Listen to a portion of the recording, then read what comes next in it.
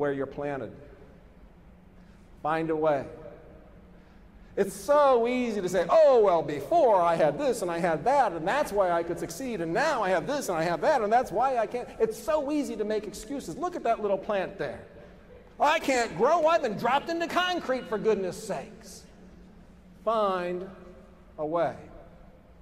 My final story for you was when my wife and I had to find a way. And our first child showed us that way. Now, if anybody in here is pregnant or knows somebody who is, please don't freak out, because what happened to us is very, very rare. But it did happen to us. We got married kind of late in life, and our first child was born with major, major health problems. Totally screwed up heart, respiratory problems, hyaline membrane syndrome, drugs like yours were immediately applied, 6 weeks early, weighed 4 pounds, screwed up heart. Rough, white water, swirling all around. And then I watched that little boy fight for every breath that he took. And he had to fight for months and months, and the doctor said, well, if he can gain weight, we can avoid surgery. He couldn't gain weight. It took him 20 minutes to drink, took him an hour and a half to drink 20 cc's of milk because of his breathing problems and his heart problems.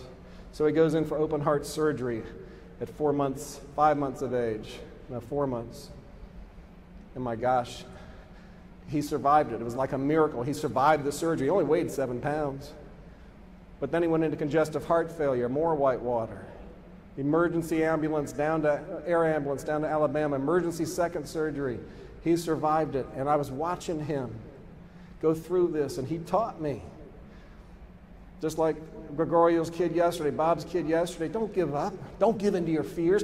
Luckily, he didn't have a brain that could play all these tricks on him. He didn't have any what if and if only. He was just in the moment fighting for every breath, and he kept finding a way to take it. He kept finding a way to gain weight. And my wife and I, how did we get through it? We got through by practicing some of the principles I'm talking. We adapted. We had to let go of the fact that he was this sick. We couldn't do anything about that. So we latched on to the fact that we loved him with all our heart and souls. We latched on to the fact that we loved each other. And we could feel love coming in. There was actually one worst time in my life and one of the best times in my life. I've never experienced more love in my life. We had people praying for us all over the world we didn't even know. I watched my boy go through that. I learned from him how to adapt to change. No excuses.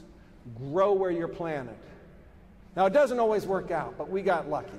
He survived all that, and he became that hockey player I told you about. And you know what he is today? He's a 22-year-old pain-in-the-butt hockey player is what he is today.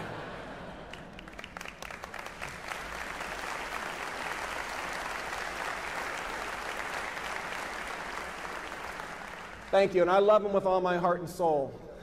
And you know, every now and then I made kind of a pact with God. You know, whatever your religious beliefs are, that's your business. But in my beliefs, I said, hey God, if you let him live, I'll love him with all my heart and soul. And I get here to 22 years later, and he'll be driving me nuts. And we still got some issues to work out. Health-wise, he's not doing too bad, but some other kinds of issues. And I think back to that time, and I said, boy, if I knew then what I had now, I would have traded it for it in a heartbeat. And he teaches me. He works at the YMCA, and he's teaching little kids now what he's taught me. No excuses, never give up. Grow where you're planted. So we've